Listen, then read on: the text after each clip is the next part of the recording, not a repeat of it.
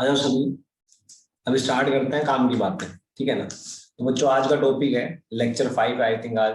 ठीक है ना। इसका सेंटर ऑफ मास का टॉपिक डाल लो, motion of centre of mass, motion of centre of mass and conservation of linear momentum and conservation of linear momentum. समझ में आया? कंजर्वेशन ऑफ लीनियर मोमेंटम समझ में आया नहीं आया? आया क्या सभी को? आया ना? हाँ ठीक है, ओके। तो बच्चों आ जाओ स्टार्ट करते हैं, है ना। तो बच्चों बेसिकली मान लो हमारे पास दो मास बॉडी है, दो मास बॉडी, एक M1 है और एक M2 है। क्या दोनों के बीच में फोर्सेस लग रहे हैं? ग्रेविटेशनल फोर्स लग रहा है ना, या मैं बोल सकता हूँ ग्रेविटेशनल फोर्स ऑफ अट्रैक्शन लग रहा है दोनों के बीच में। लग रहा है नहीं लग रहा है? मान लो ये आइसोलेटेड सिस्टम में हमने इनको रख दिया, तो इनके ऊपर तब भी क्या लगेगा? ग्रेविटेशनल फोर्स ऑफ अट्रैक्शन लगेगा। लगेगा तो दोनों एक दूसरे को अट्रैक्ट करेंगे, दोनों एक दूसरे को क्या करेंगे? अट्रैक्ट करेंगे। बिल्कुल सही बात। ये इसको और ये इसको। तो बच्चे जो ये फोर्स लग रही है, जो ये फोर्स लग रही है, force on 1 due to 2 and force on 2 due to 1, दोनों हमेशा मैग्नीट्यूड में बराबर होती है और अपोजिट इन डायरेक्शन में होती है।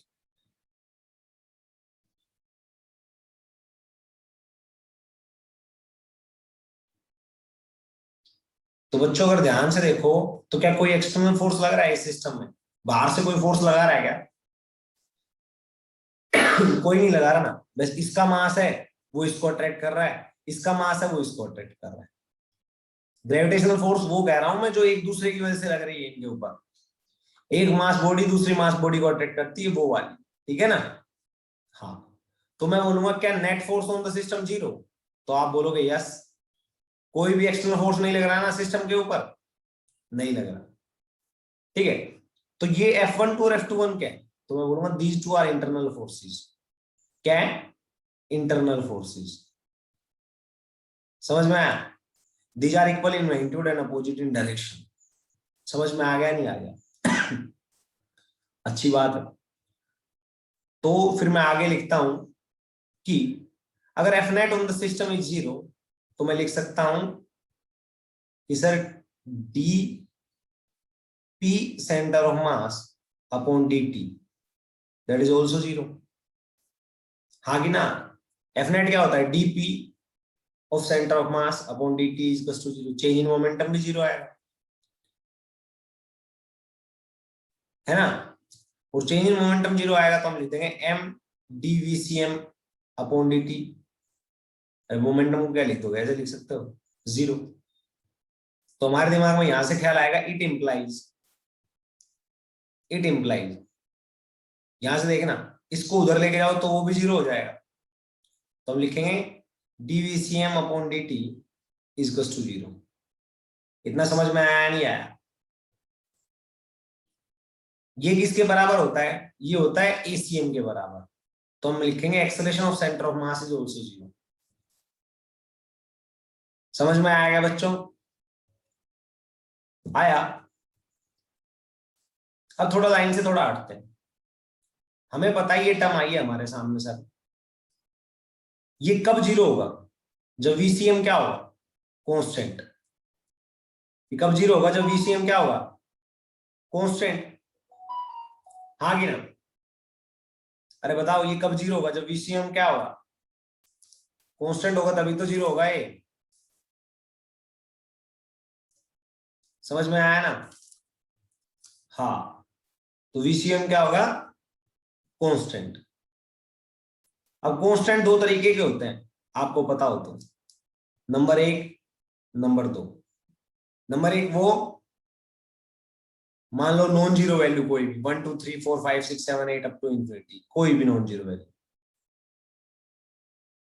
है ना, तो हम लिखेंगे does not equals to zero but constant, but constant, any value कोई भी आ जाए। और एक वीसीएम क्या होता है, जीरो, तो ये भी तो कांस्टेंट है तो दोनों ही कांस्टेंट। समझ में आया नहीं आया? आया क्या? तो अगर आपसे पूछा जाए कि if net force on a system is zero, then velocity of centre of mass या velocity of system is zero. Is it necessary or not? If net force on a system is zero, it implies velocity of the center of mass is zero. नहीं, it may be but it cannot be every time. It may be but it cannot be every time. तो हम लिखेंगे if f net is equals to zero, it implies ACM is equals to zero. But VCM may be zero or may not be zero. But we can say VCM is constant. समझ में आया? आया नहीं आया? तो true और false में एक लाइन लिखो, if force on a system is zero, it implies system is at rest. If force on a system is zero, it implies system is at rest.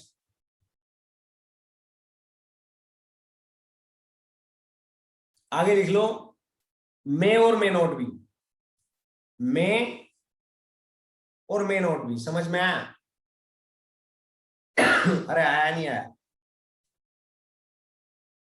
आया क्या?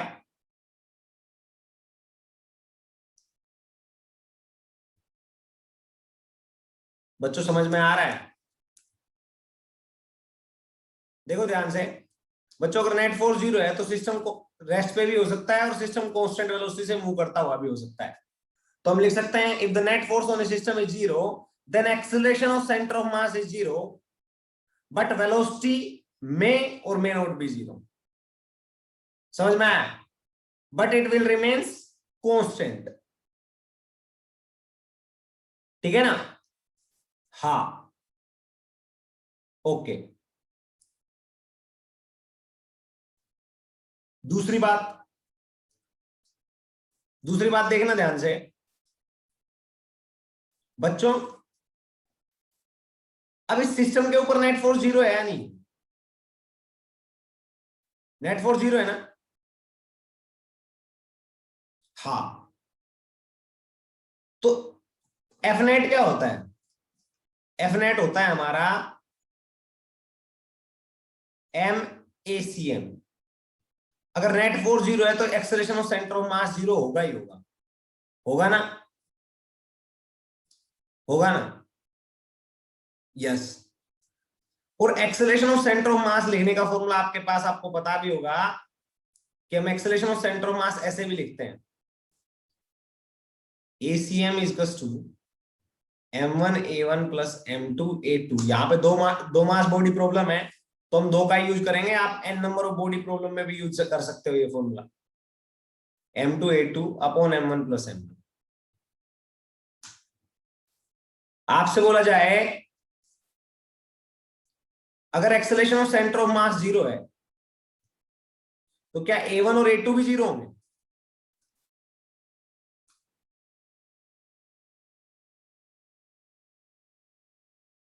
जल्दी बताओ शाबाश।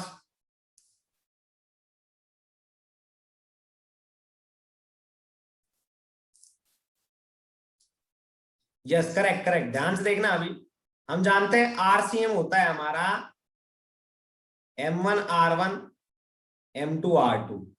अब टू अगर ज्यादा नंबर के लिए करो तो ज्यादा नंबर के लिए भी कर लेना, तुम्हारी मर्जी है, अपॉन M1 प्लस M2। ज्यादा नंबर के लिए करो तो ज्यादा नंबर के लिए भी कर ले। दूसरा,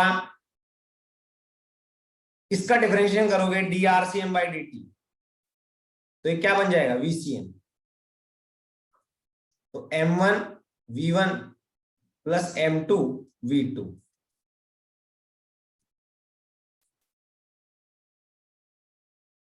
अपॉन M1 प्लस M2।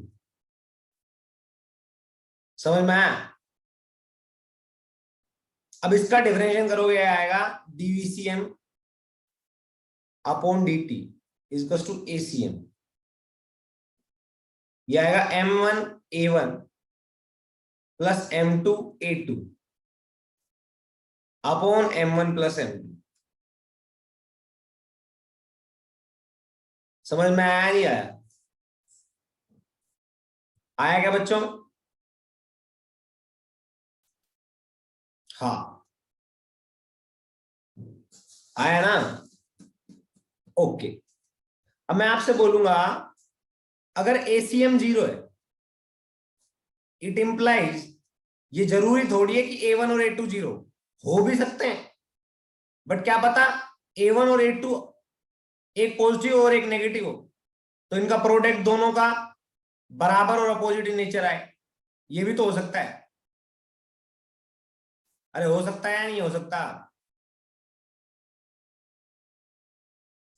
है ना? तो आपसे लिखा जाए, if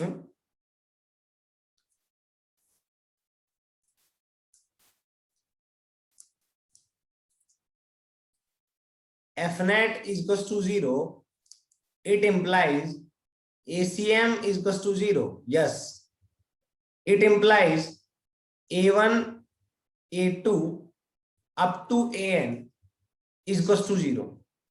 That is true or false? जल्दी बताओ, that is true or false? तो आपने लिखना है not always but may be, या मैं लिखूंगा मे और मे नॉट बी, मे और मे नॉट बी। भाई क्या पता दोनों की अपोजिट वेलोसिटी हो, तो M1 अपॉन M1 A1 और M2 A2, ये +5 आए, मान लो ये इसका प्रोडक्ट आए प्लस का 6, मान लो इसका प्रोडक्ट आए प्लस का 6, तो इसका प्रोडक्ट क्या आएगा, माइनस का 6। दोनों मिलके बता दो क्या बन जाएगा, 0। दोनों मिलके क्या बन जाएगा, 0। समझ में आया? आया क्या?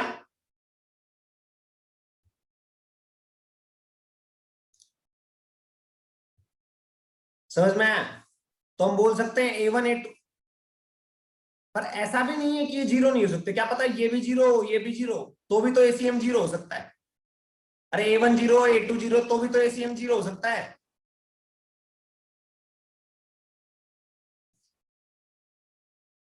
हो सकता है नहीं बच्चों?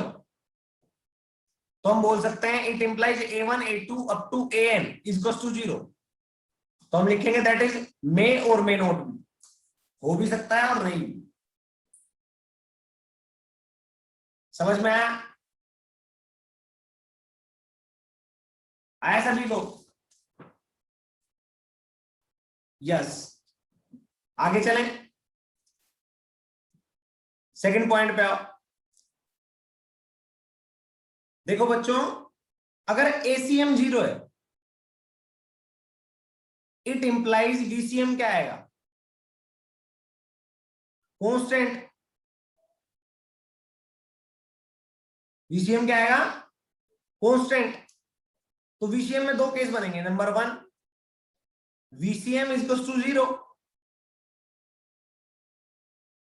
ये भी तो कांस्टेंट होता है, 0 भी तो कांस्टेंट होता है। और we can say second case VCM equals to non zero but constant. इतना समझ में आया? आया क्या? तो पहला केस देखते हैं या फिर दूसरा देखते हैं? चलो दूसरा देखते हैं पहले तो। अगर VCM नॉन जीरो है बट कांस्टेंट है, अगर VCM नॉन जीरो है बट कांस्टेंट है तो आप क्या लिखोगे? ध्यान से देखो यहां से M1 V1 M2 V2 up to MN VN sum करोगे तो ये क्या आ गया? कांस्टेंट। तो आप लिख दोगे M1 V1 plus M2 V2 up to MN VN is to constant. समझ में आया नहीं आया? अरे आया ना?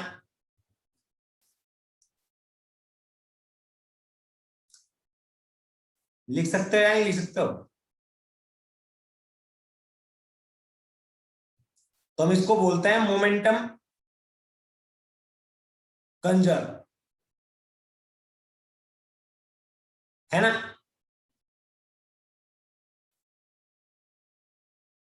दूसरी बात देखो, अगर velocity of centre of mass zero है तो हम बोलेंगे ये जीरो है, ये जीरो है, इट इंप्लाइज RCM कांस्टेंट है, हाँ कि ना? इट इंप्लाइज RCM कांस्टेंट है।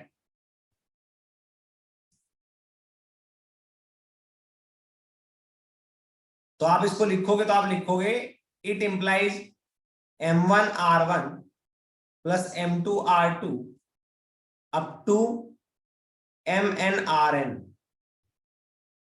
समझ में आया नहीं आया? अरे आया क्या?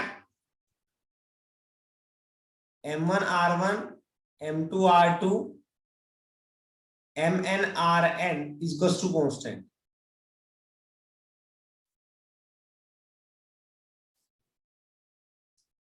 ठीक है नहीं बच्चों?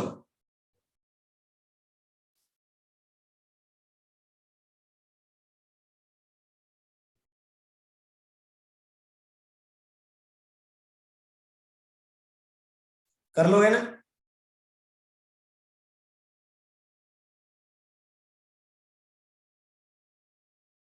अरे कर लोगे या नहीं कर लोगे? तो दो चीजें होती है याद रखना। अगर वेलोसिटी कांस्टेंट है तो मोमेंटम क्या रहेगा? कंजर्व रहेगा।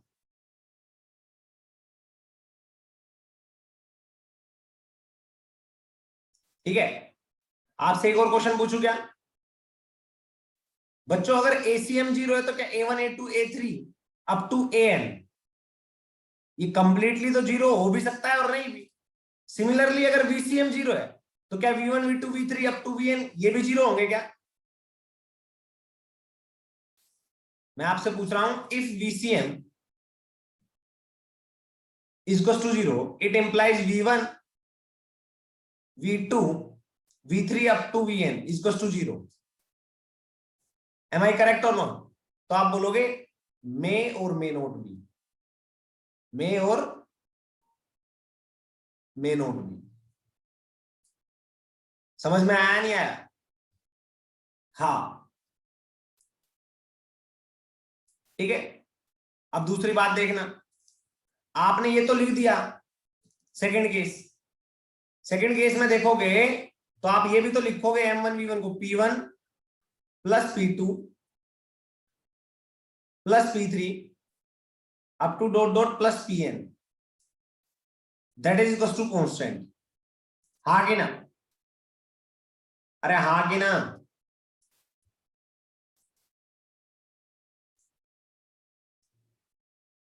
आएगा या नहीं आएगा? That is equal to constant.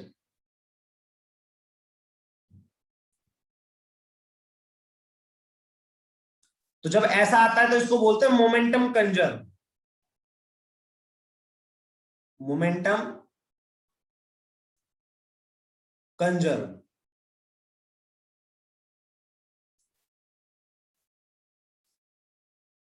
समझ में आया? अगर वेलोसिटी कांस्टेंट आती है, इफ हम लिखेंगे VCM equals to constant equals to constant that may be zero और that may not be zero. समझ में आया? बट दोनों क्या होने चाहिए? Constant. at that instant momentum will be conserved. समझ में आया? Momentum is conserve. आया नहीं आया? मोमेंटम क्या आएगा? कंजर्व आएगा. आएगा या नहीं आएगा? हाँ, तो ये चीजें आपको दिमाग में रखनी है. समझ में आया बच्चों? है ना? तो आ जाओ और कुछ लाइनों पे भी जाते हैं. मैं आपसे क्वेश्चन पूछूंगा, आपको आंसर करना है. इफ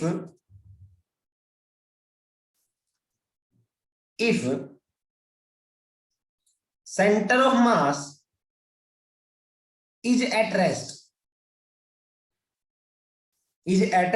rest, मतलब VCM is equals to 0, then momentum is conserved.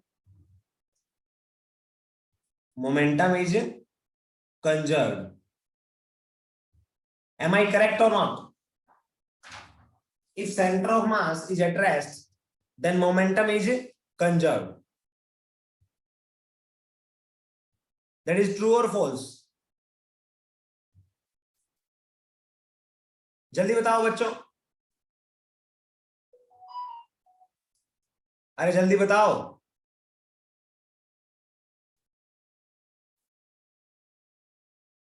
अरे हाँ कि ना? बस velocity of centre of mass constant होनी चाहिए. मोमेंटम क्या रहेगा? कंजर्व रहेगा. तो दैट इज ट्रू. ठीक है ना? Second, if momentum of the system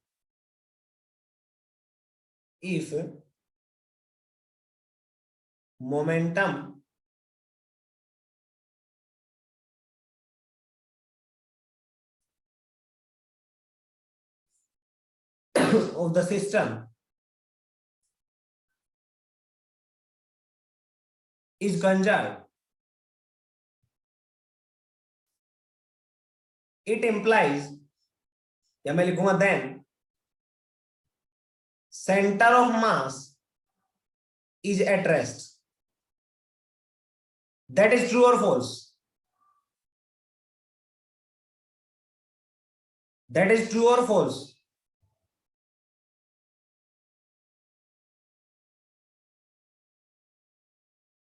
नहीं, मे और मे नोट भी. यस, मे और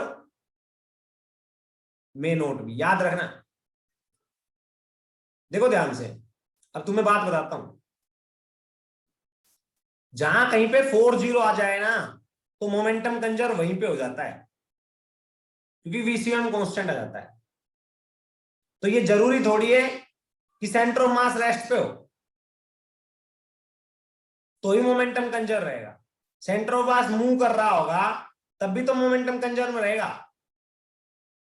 रहेगा ना? अरे मोमेंटम कंजर्व कब होता है? जब सेंटर ऑफ मास रेस्ट पे होता है तब भी, और centre of mass constant velocity से मूव कर रहा होता है तब भी.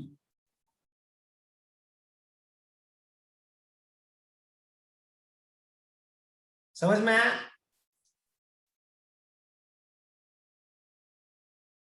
आया क्या? तो आप लिख सकते हो,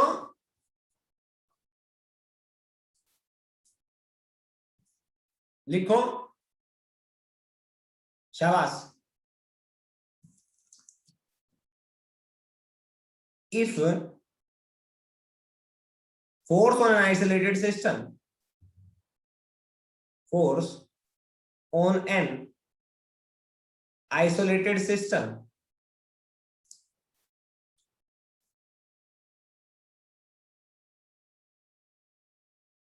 is zero,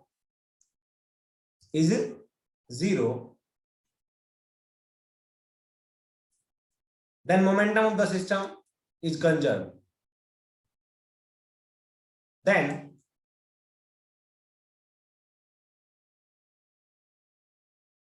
momentum of the system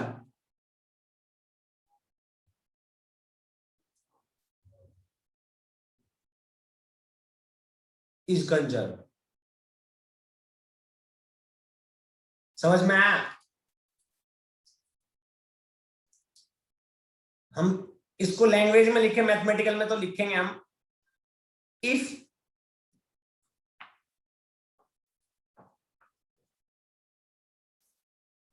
ध्यान से देख लेना आप,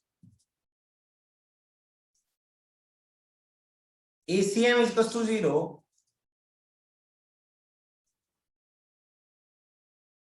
then A1, A2, A3 up to AN. That is 0, but maybe, not always. Maybe, but not always.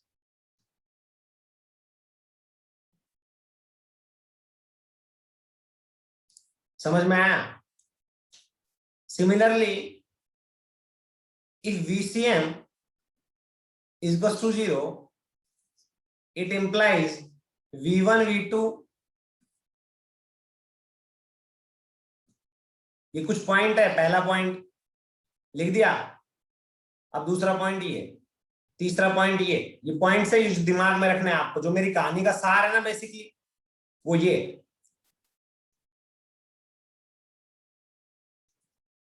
इसमें भी यही लिखना है, may be but not always. ठीक है? हाँ, तीसरा देखो, प्रैक्टिकल एग्जांपल भी दिखा सकता हूं मैं तुम्हें।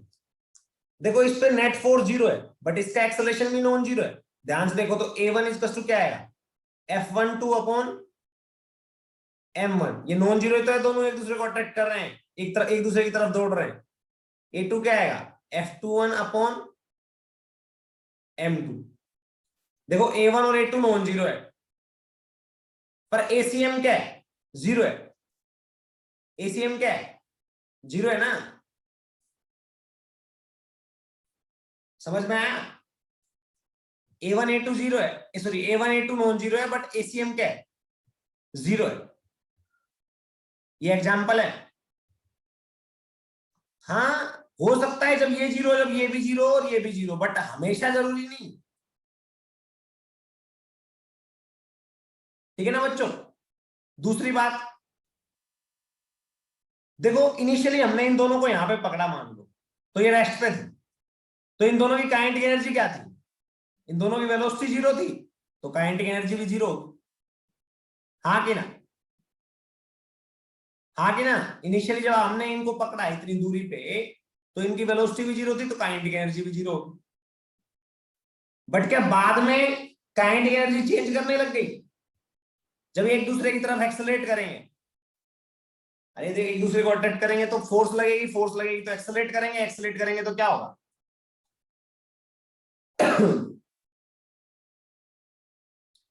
वेलोसिटी इंक्रीज होगी, वेलोसिटी इंक्रीज होगी तो काइनेटिक एनर्जी इंक्रीज होगी। हाँ कि ना? तो अगर आप ध्यान से देखोगे तो देखो यहाँ पे एफ नेट 0 है, बट ना तो F12 0 है, ना F21 0 है। याद रखना, ना तो F12 0 है, ना F21 0 है। समझ में आया? तो बेसिकली अगर आप ध्यान से देखोगे तो इसको काइनेटिक एनर्जी बाद में किससे मिलती है, due to internal energy. Internal energy क्या आएगी, पोटेंशियल एनर्जी। पोटेंशियल एनर्जी की वजह से तो अट्रैक्शन ज्यादा होता है, अट्रैक्शन होता है तो वेलोसिटी इंक्रीज होती है, वेलोसिटी इंक्रीज होती है तो क्या होगा, काइनेटिक एनर्जी इंक्रीज होती है। तो हम बोलेंगे, लिख लो एक लाइन बच्चों, लिख लो यहां पे इंपोर्टेंट पॉइंट लिखो, शाबाश। If F net is 0, if F net is 0,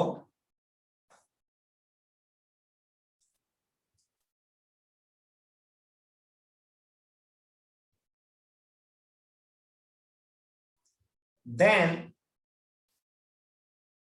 kinetic energy of system, kinetic energy of system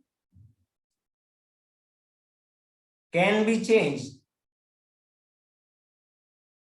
due to internal forces, can be changed due to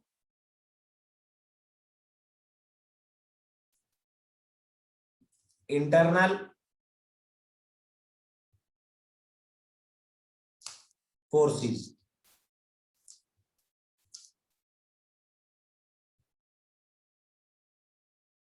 समझ में आया? Due to internal forces. समझ में आया नहीं आया बच्चों? इंटरनल फोर्सेस की वजह से काइनेटिक एनर्जी तो चेंज हो जाती है, एक दूसरे की तरफ जब वो अट्रैक्ट होता है तो वेलोसिटी इंक्रीज होती जाती है, काइनेटिक एनर्जी चेंज होती है, बट नेट फोर्स क्या होता है? जीरो। तो किस फोर्स की वजह से काइनेटिक एनर्जी चेंज हो रही है? इंटरनल फोर्स की वजह से। समझ में आया? अरे आया नहीं आया? आया ना बच्चों? हाँ,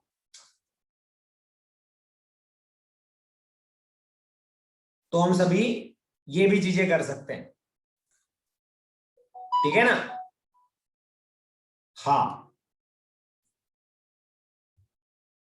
तो बच्चों यहां पे आपका जो बेसिक थ्योरी थी ना, समझ लो वो यही थ्योरी है पूरे के पूरी सेंटर ऑफ मास और कोलिजन में, इसके अलावा कोई थ्योरी नहीं है।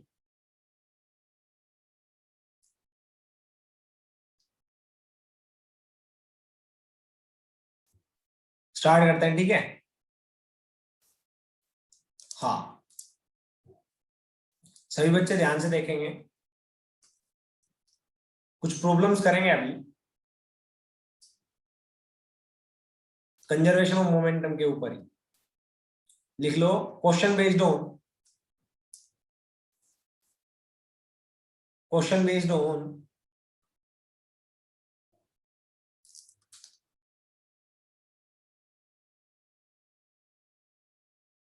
Questions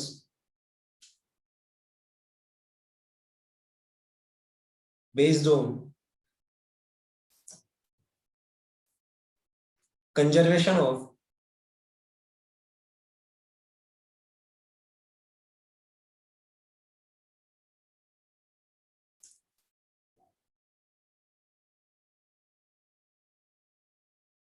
of linear momentum।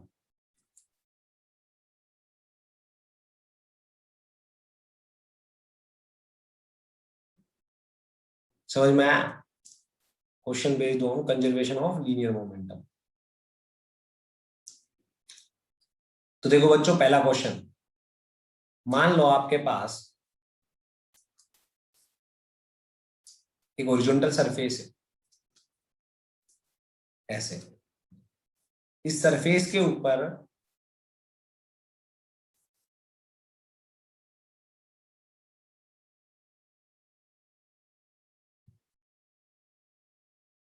एक ऐसे प्लैंक रखा हुआ है। क्या रखा हुआ है? प्लैंक, है ना? हाँ, ऐसे प्लैंक रखा हुआ है, और ये प्लैंक है ना, प्लैंक के ऊपर एक, मान लो यहाँ पे भीम बैठा हुआ है। कौन बैठा हुआ है? भीम खड़ा हुआ है प्लैंक के ऊपर, ठीक है? भीम का मास है परफेक्ट BMI 50 kg।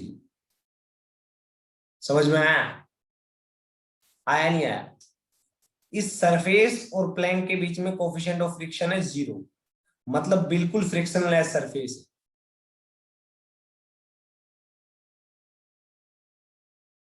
ठीक है? और इस प्लैंक की लेंथ है L। इस प्लैंक की लेंथ क्या है? L। अभी तो मैं L नहीं लूंगा, ठीक है? चलो पहले L से ही ले लेता हूं, L से ही सोल्व करते हैं अपन। हाँ, इस प्लैंक की लेंथ है L।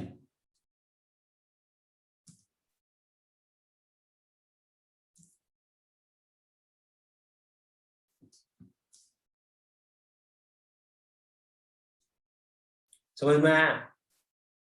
और बीम का भी मास आप स्मॉल एम ले लो, मेरी बात मानो, बीम का मास आप क्या ले लो, स्मॉल एम, या मास ऑफ बीम एम भी ले लो, मास ऑफ बीम एम भी ले लो, ठीक है, और मास ऑफ प्लैंक आप लिख लो एमपी। समझ में आया? आया क्या? अब मैं आपसे बात करूंगा, आपको आंसर देना है। अगर बीम इस प्लैंक के ऊपर आगे की साइड चलेगा तो प्लैंक क्या मूव करेगा या नहीं करेगा? प्लैंक मूव करेगा या नहीं करेगा, पहले ये बताओ। अगर भीम इस प्लैंक पे आगे की साइड चलेगा तो प्लैंक मूव करेगा या नहीं? हाँ। किस साइड मूव करेगा प्लैंक? किस साइड मूव करेगा प्लैंक? प्लैंक भी आगे की साइड मूव करेगा।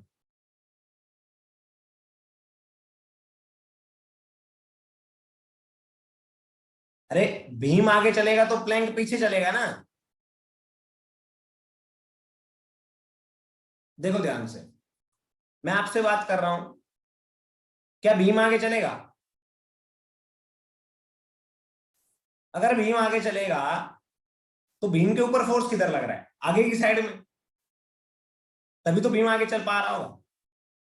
भीम के ऊपर फोर्स किधर लग रहा है? आगे की साइड में। तो भीम के ऊपर फोर्स कौन लगाएगा? प्लैंक। तो प्लैंक क्या फोर्स लगाएगा भीम के ऊपर? Friction force. अरे हाँ कि ना?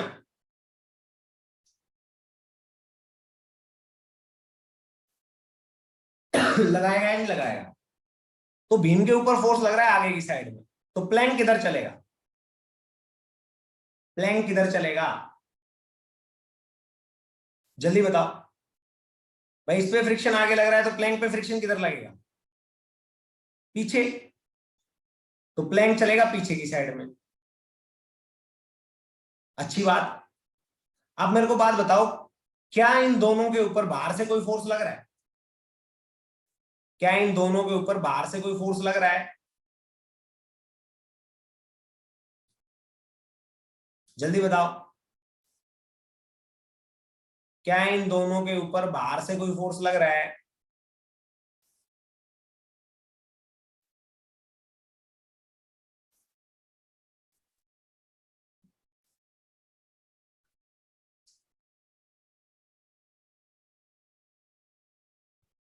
नहीं लग रहा ना? तो नेट फोर्स क्या है? एफ नेट क्या है? जीरो। एफ नेट जीरो है और पूरा सिस्टम इनिशियली रेस्ट पे। तो हमें पहले तो पता है एफ नेट जीरो तो एसीएम जीरो। एसीएम जीरो और इनिशियली पूरा सिस्टम रेस्ट पे, तो पक्का सेंटर ऑफ मास भी रेस्ट पे रहेगा। Initially initially centre of mass rest पे रहेगा ना। तो अब जब ये चलेंगे तब भी तो नेट फोर्स जीरो होगा। इंटरनल फोर्स ही तो लग रहा है। अरे इंटरनल फोर्स ही तो लग रहा है। वैसे तो नेट फोर्स जीरो ही है। तो नेट फोर्स जीरो है तो सेंटर ऑफ मास रेस्ट पे ही रहेगा। तो सेंटर ऑफ मास क्या रहेगा? रेस्ट पे ही रहेगा। ये इधर मूव करेगा तो प्लैंक पीछे मूव कर जाएगा। समझ में आया? अरे आया नहीं आया? हाँ। अब बात क्या है? बात ये है, क्वेश्चन फाइंड, कहानी तो तुम्हें समझ में आ गई होगी कि सेंटर ऑफ मास क्या रहेगा? रेस्ट पे।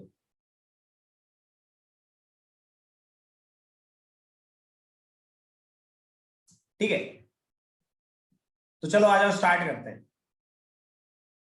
क्वेश्चन क्या है? Find out distance travelled by plank. Find out distance travelled by plank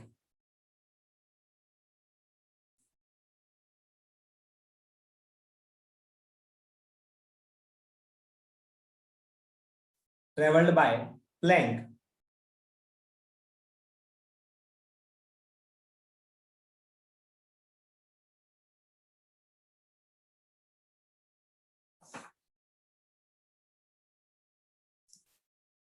करो शाबाश। If beam move from one end of the plank to other end. If beam move from, कौन है भाई ये? अरे माइक ऑफ कर ले भाई, मोहित, अरे सुन रहा है तेरे को?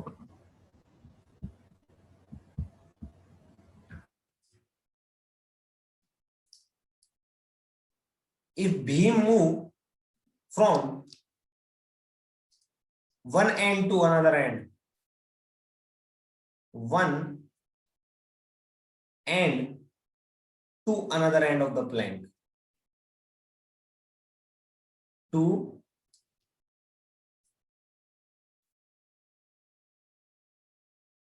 another end of the plank,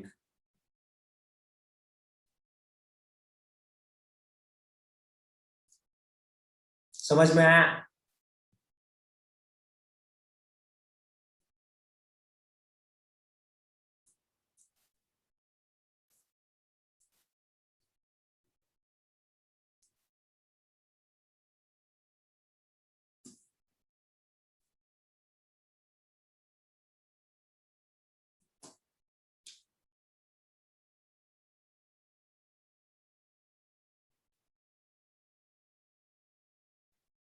समझ में आया नहीं आया?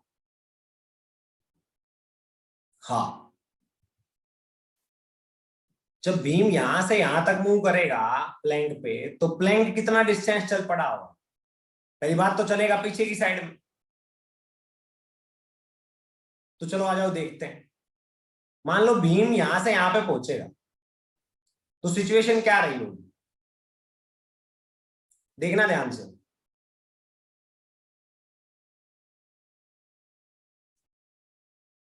एक बार डायग्राम बनाऊंगा ऐसा, फिर बाद में नहीं बनाऊंगा, बाद में सीधा प्रॉब्लम बताया करूंगा।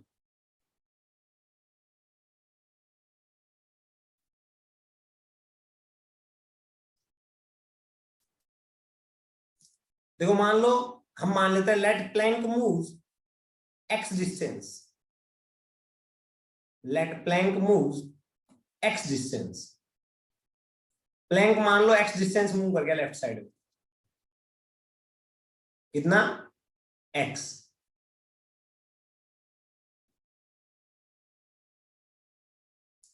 Late plank move X distance,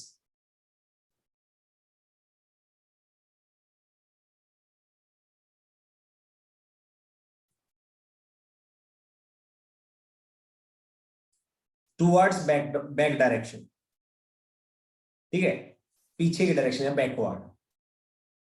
कब? जब भीम एक एंड से दूसरे एंड पे पहुंचा, मतलब भीम यहां पे पहुंच गया।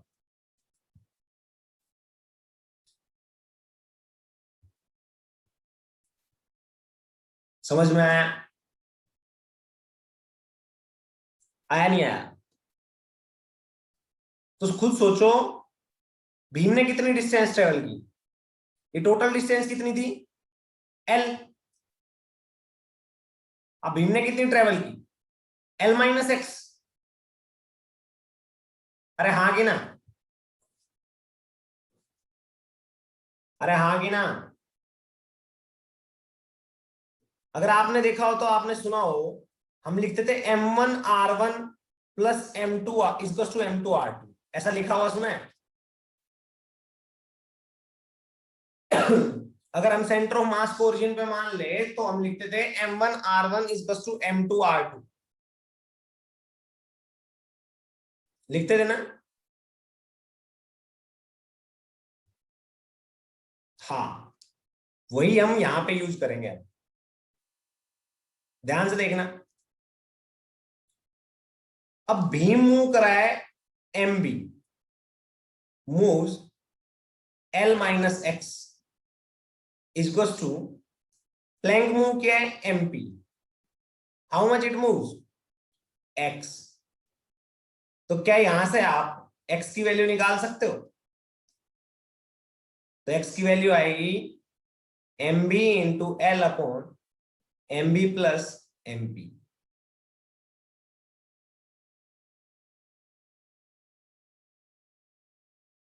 समझ में आया?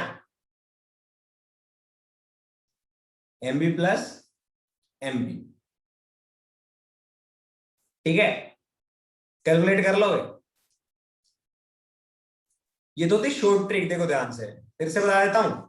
ऐसे क्वेश्चन को करने का ये फॉर्मूला डायरेक्ट, कभी भी दो बॉडी प्रॉब्लम आए और ऐसे क्वेश्चन पूछा जाए किसी भी तरीके से, तो आपको यही आंसर सीधा पुट कर देना है, इतना बड़ा नहीं सोचना है। ठीक है, पर कई बार डिफिकल्ट प्रॉब्लम्स में हमें ये कॉन्सेप्ट यूज करना पड़ता है। ठीक है, तो फिर कॉन्सेप्ट यूज कर लेंगे। अब मान लो मैं लिख देता हूं मास ऑफ बीम है 50 kg। ठीक है, और मास ऑफ प्लैंक है 10 kg, और लेंथ ऑफ प्लैंक है हमारी 20 मीटर। तो क्या आप एक्स निकाल लोगे, डिस्टेंस ट्रेवल्ड बाय प्लैंक? निकाल लोगे या नहीं निकाल लोगे? निकाल लोगे ना बच्चों? तो समझ में आया सभी को? आया क्या? कौन सा फॉर्मूला यूज किया? m1r1 equals to m2r2। आगे चले, आगे चले क्या? नेक्स्ट क्वेश्चन पे आ जाओ, आ जाओ शाबाश।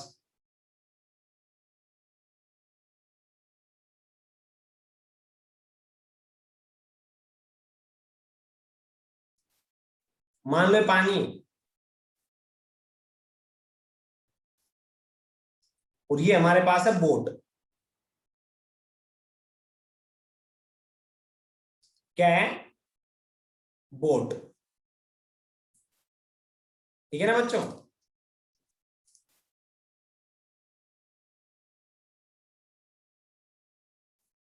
ये हमारे पास है बोट।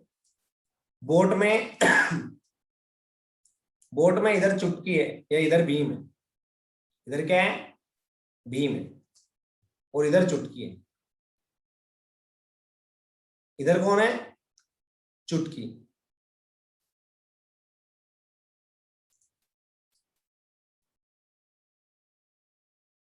भीम और चुटकी के बीच की दूरी मतलब लेंथ ऑफ बोट है, वो बेसिकली है 10 मीटर। थ्री बॉडी प्रॉब्लम करवा रहा हूं आपकी बार। लेंथ ऑफ बोट है कितनी? 10 मीटर। और बोट की मास है वो है 20 kg। Mass of boat that is 20 kg। ठीक है, हाँ। अब भीम का मास कितना है? मान लो भीम का मास है यहां पे,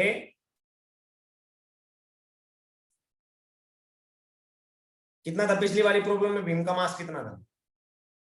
50 लिया था। चलो 50 ले लो तो फिर। और चुटकी का मास है 40 kg। ठीक है, हाँ। आ जाओ, तो क्वेश्चन क्या है? अब ये दोनों एक दूसरे की तरफ भागने लगे देखते ही, दोनों एक दूसरे की तरफ चलने लगे देखते ही, और दोनों मीट करते हैं सेंटर ऑफ बोट पे। एक दूसरे को कहां पे मीट करते हैं? सेंटर ऑफ बोट पे। ठीक है, हाँ। तो क्वेश्चन क्या है वो लिखो, लिखो find out the distance travel by boat. Find out the distance travelled bye boat, travelled by boat when both meets both meets at the middle of the boat,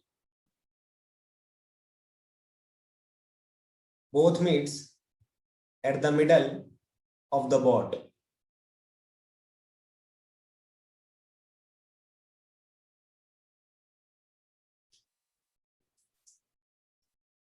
both meets at the middle of the boat। चले क्या? बताओ बच्चों, चलें? आ जाओ तो फिर, क्या दिक्कत है? ट्राई करते हैं। मान लो बच्चों बोट मूव कर जाती है एक्स डिस्टेंस पीछे की डायरेक्शन में,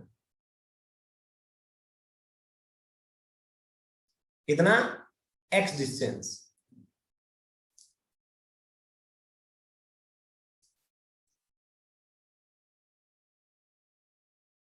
ठीक है, तो हम क्या लिखेंगे, ध्यान से देखना, हम लिखेंगे बोट मूव करती है पीछे की डायरेक्शन में एक्स डिस्टेंस, तो हम लिखेंगे 20 × x, हाँ कि ना, प्लस चुटकी कितना मूव करेगी पीछे की डायरेक्शन में, फिर जल्दी बताओ, चुटकी तो यहां पे जाएगी ना सेंटर पे, तो 5 तो ये हो गया, मतलब 5 तो ये हो गया, प्लस x, तो चुटकी जाएगी 40 × 5 + x, हाँ कि ना, इज इक्वल्स टू,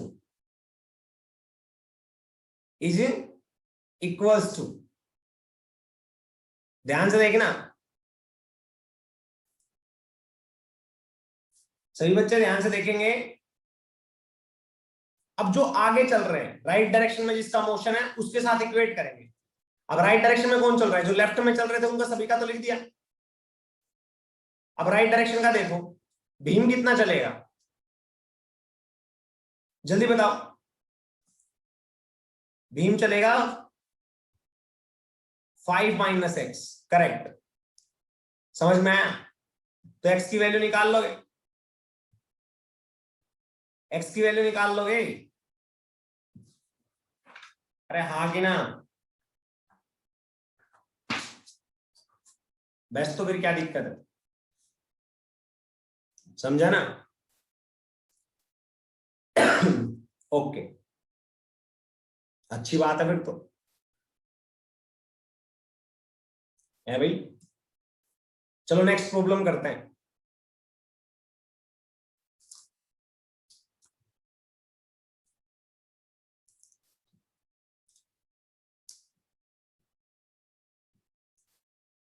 मान लो हमारे पास वही बोट है,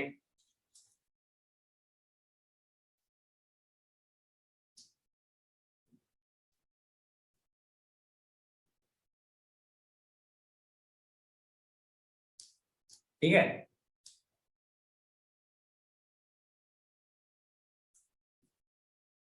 समझ में आया नहीं आया,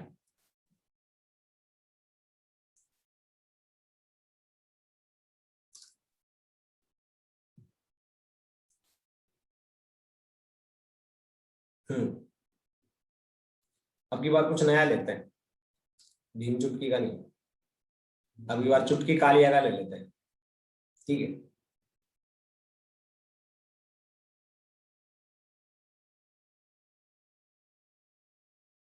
इसका लेते हैं चुटकी कालिया का,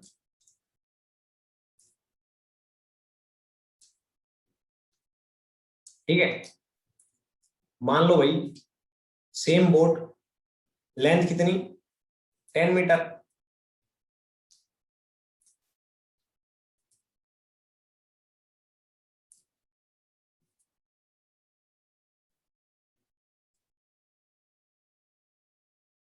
टेन मीटर,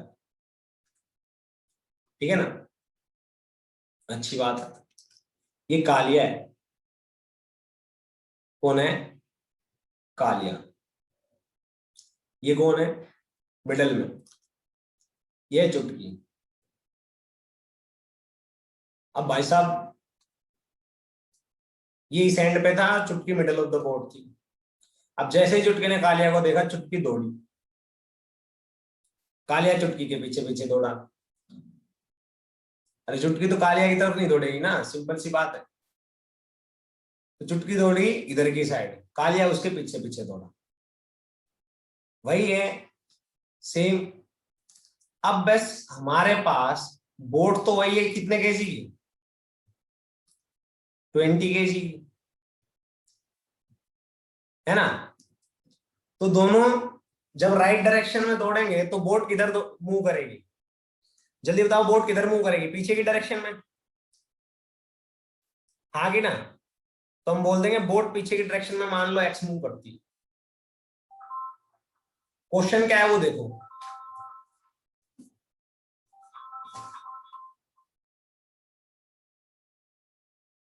क्वेश्चन क्या है वो देखो एक बार, ध्यान से देखना। ठीक है, क्वेश्चन क्या है वो देखो एक बार कि बोट लेफ्ट साइड मूव कर रही है एक्स डिस्टेंस। क्वेश्चन यही पूछा गया, find out the distance travelled bye boat, find out distance travelled bye boat, travelled by boat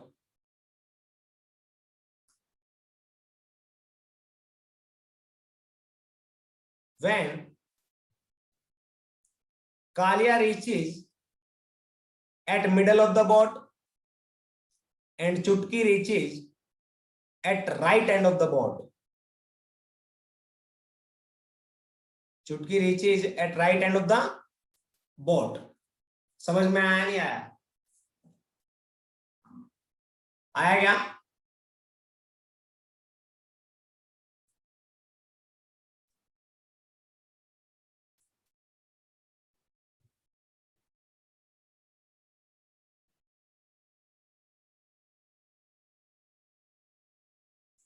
right end of the boat,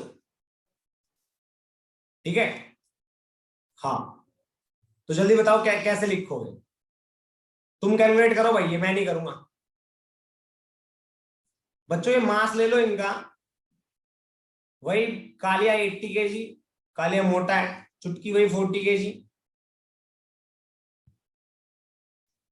हाँ ठीक है, तो आ जाओ देखो, चलो अब कर ही लेते हैं प्रॉब्लम सोल्व।